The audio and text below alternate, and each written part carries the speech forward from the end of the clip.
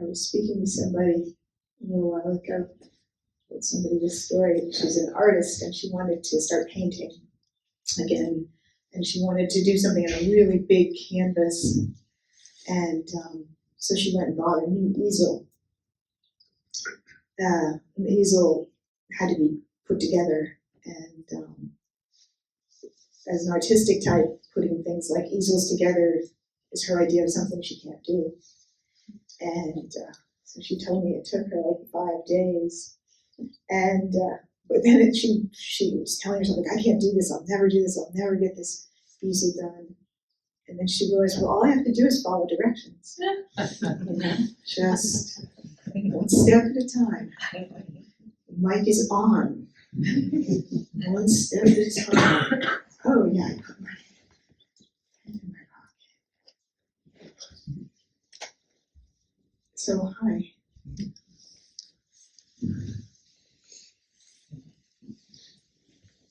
you.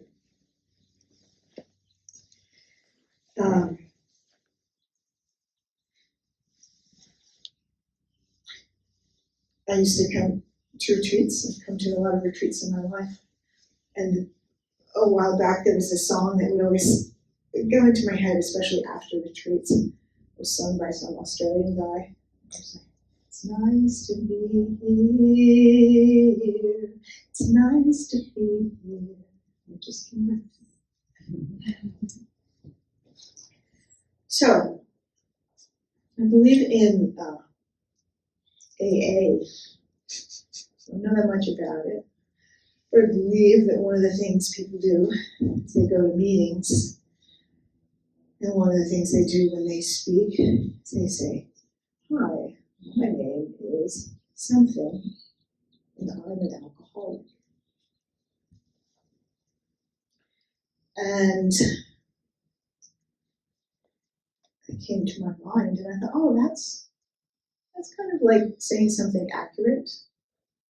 That's their way. It's like the first step towards healing, getting free. It's just accurate. I seem to be an alcoholic. Might not be true tomorrow.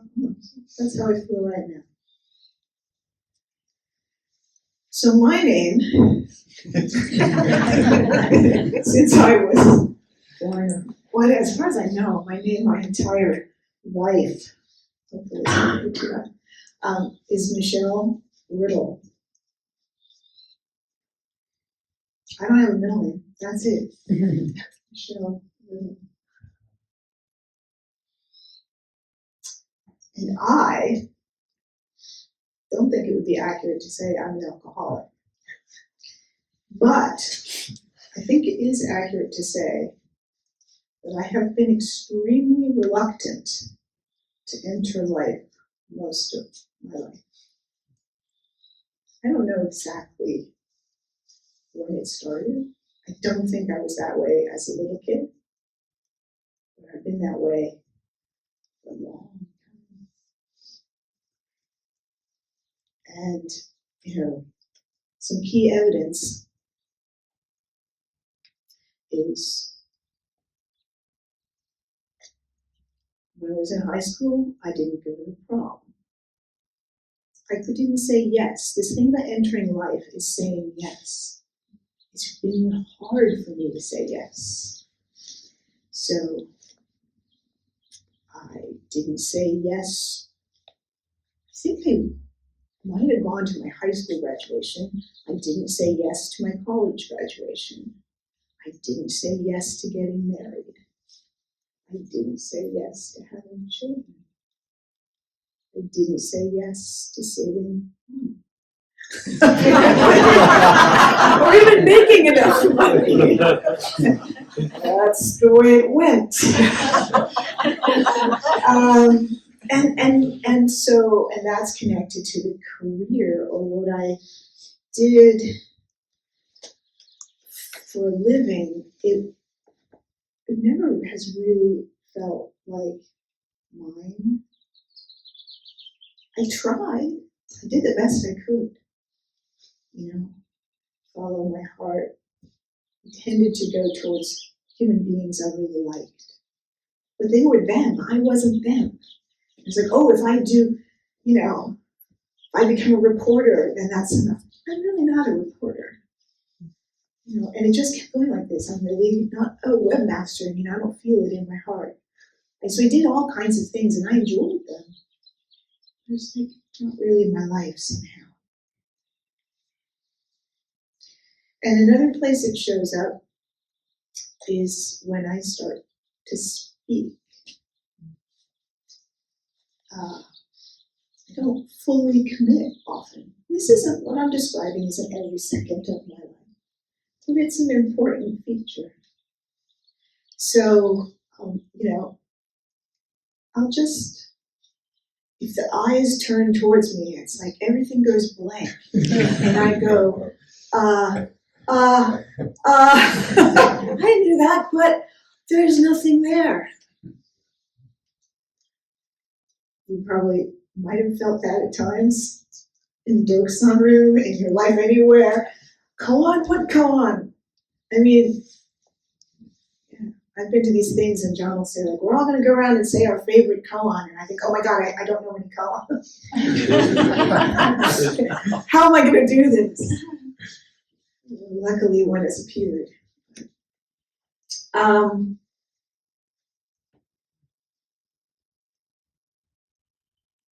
So, another way to describe this whole thing that has come to my attention more and more is this real strong compulsion to hide. And so many things, like you already know them, but for me, I keep seeing it and seeing it with new eyes, and it has new meaning, And when Allison was talking the other day or yesterday, and she was talking about all the things that we do to manage our self, and she was like, oh, you might want to drive your nice car and park it somewhere nice where people will see it and they'll know. And I had a physical reaction. Oh, no, I don't. I take my nice car and I hide it, perhaps under a tree, or perhaps I say it's not mine. I've never seen that car in my life. I wouldn't be so selfish as to have a nice car. Makes a great life, don't you? You can just imagine. So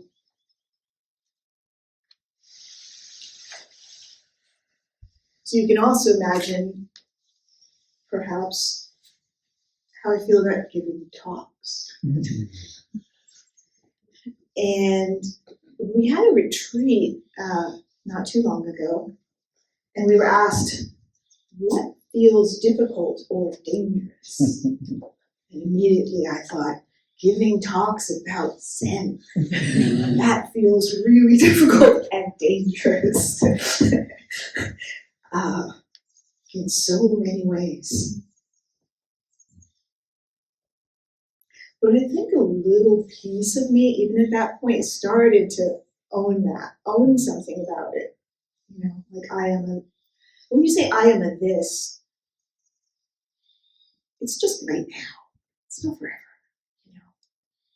But it's really helpful to start to say, this is true right now.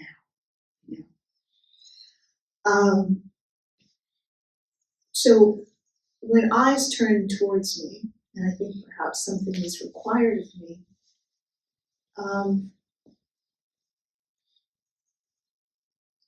the sense that I'm inadequate to the task is incredibly strong. It just sort of stops everything, like, I can't do this. So I've been in this group for ages, but you might have noticed I don't give a lot of talks. I tend to have a reason not to. Oh, I'm really busy. Oh, whatever. But it's really that I just don't. It's scary as heck for me, or has been. And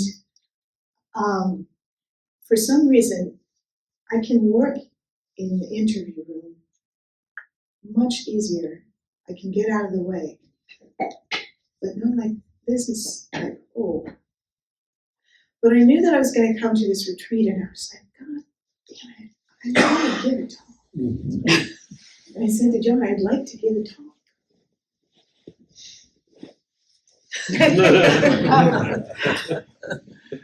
In his infinite kindness, John said, "You should give a talk on Friday." So we'll be in deep in Sesshin, and that will help. And it does. So thank you. But I was very unconvinced that it was helping. The one thing I knew is what I wanted to do is I wanted to come here and show up. I wanted to be willing to be seen. And I had other ideas about, oh, so I'll do this way, I've got things that I had noticed. So I thought I had a talk, sort of, or at least pieces of a talk.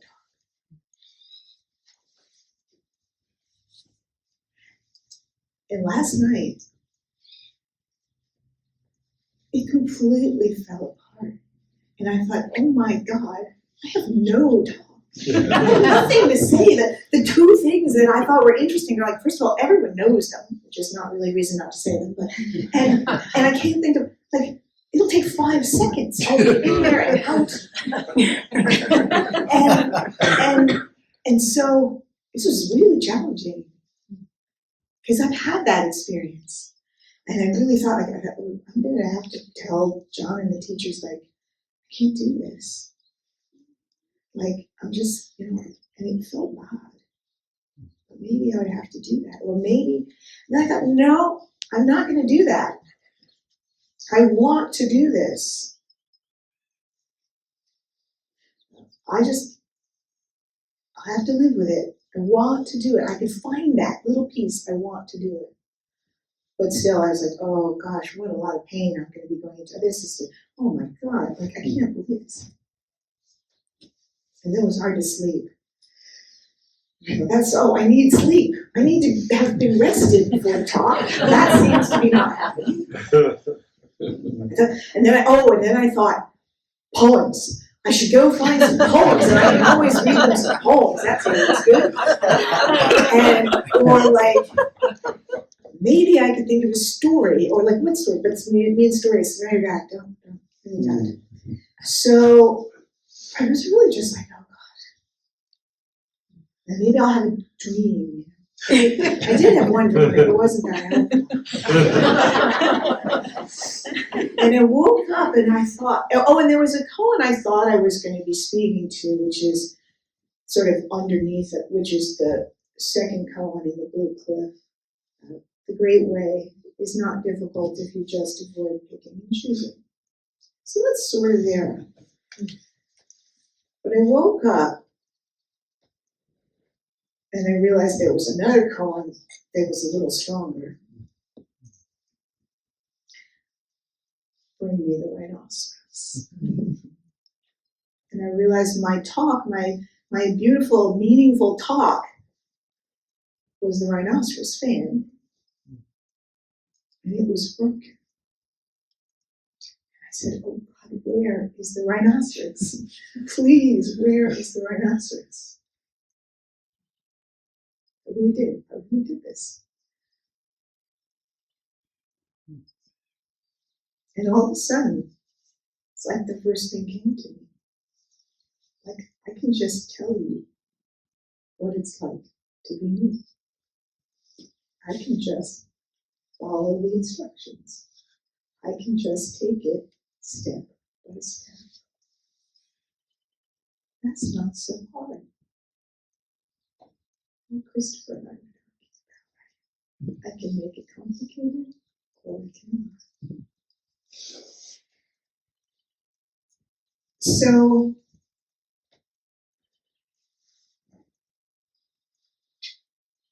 that, in a way, is it. What I just shared, that's my rhinoceros today. But I want to say a little bit about the path that he took showing up. or she, or they. I don't know the gender.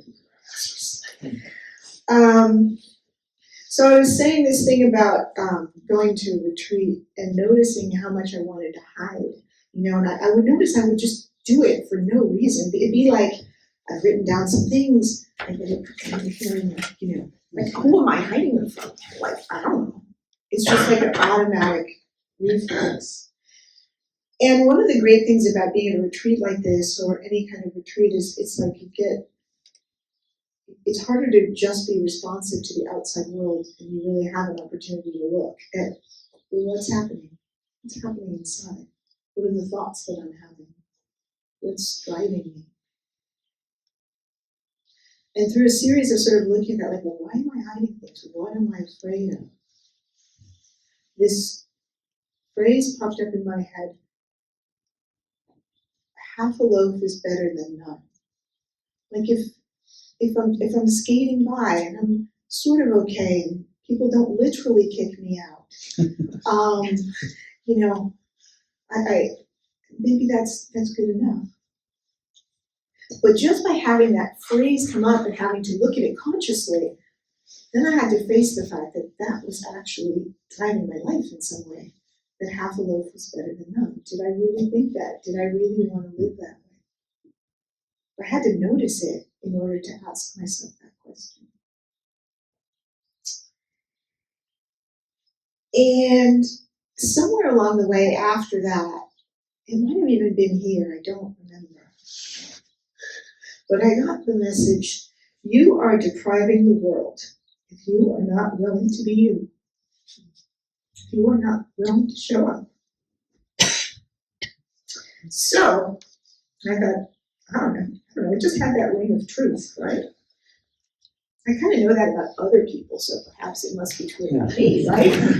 I have a lot of wisdom that I forget, like, actually, not that I just moved to a new house, and at one point in the moving, I saw a little watercolor painting. It wasn't really a painting, it was just like had all these colors, like someone was testing the paints.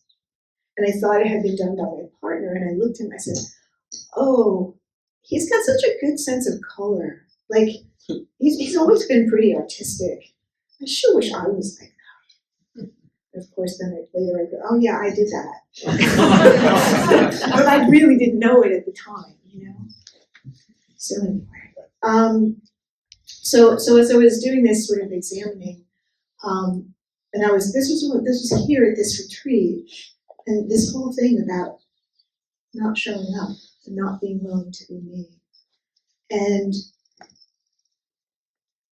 I realized, well, I can't show up if I put, and again, I'm going to say, you heard this 8 million times, but it's really interesting somehow when you get something and you really get it yourself. It's like, oh, that's what they're all saying, including me. That's another thing you'll notice. You will say the thing you need to say. No, because you already know. So listen, when what you comes to you has the ring of truth, pay attention, because that's really for you. But, so I was just thinking of all the things I don't want to lose. Those are my conditions. Well, I can be me, but as long as I don't lose my job, I need my job. As long as I don't lose my money, as long as I don't lose my relationship, as long as I don't lose John's approval, as long as I don't lose my family's approval, I still get to be in those things, and the list, it just goes on, and it takes more subtle forms of, the slightest little thing can be the tip of the iceberg of you will be banished, you are not good enough, all that kind of stuff. And I was sitting over there in my seat, and I was like, oh, I really do need to be willing to give all that up. It's just willing. But if I'm not willing, I can't see what's here. And I looked outside, and the trees said, yes, you've heard about clinging. You've heard about picking and choosing. That's it. That's it. It's in your life. Right? So that helped my rhinoceros. He stopped sleeping. He or she.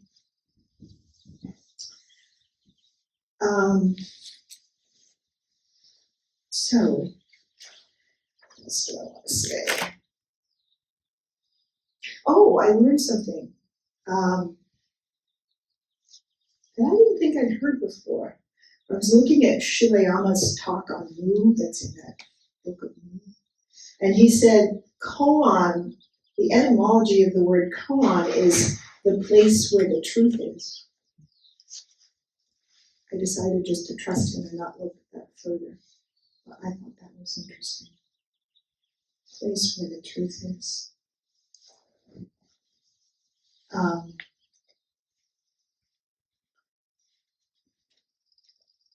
So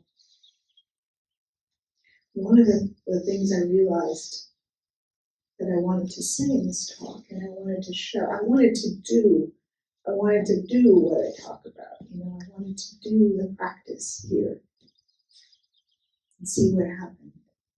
And I realized as I was preparing for this that one of the things I really want to say is that wearing certain glasses, you will always be an imperfect vessel. Wearing other glasses, you couldn't be anything but perfect. But you don't need to wait to get over whatever it is you think you need to get over to start showing up. And again, I'm not saying everyone's like me, but at whatever your thing is, or stop parking your car where everybody needs to see it, or just let you know, I know you know. You want to be able to be you. So when you meet the world, it's really meeting you, and you can meet the world. There's a quote by Shunryu Suzuki that I've always liked. It goes something like this: each of us must find our own true way, and when we do, that way will express the universal way. And again, it came back to me this week. So it's like, yeah. So that's your job. The world wants you to show up as you, not as the you that thinks you need to be perfect. Like some Tess, I think, was saying, you have absolutely no idea your role in this giant play. You do not know. It's really true. So stop thinking you do. It's not helpful. But in order to do that, it does help not to think you know how it should turn out. And the other thing I think I wanted to say is I am not outside the mystery of the universe, and you aren't either.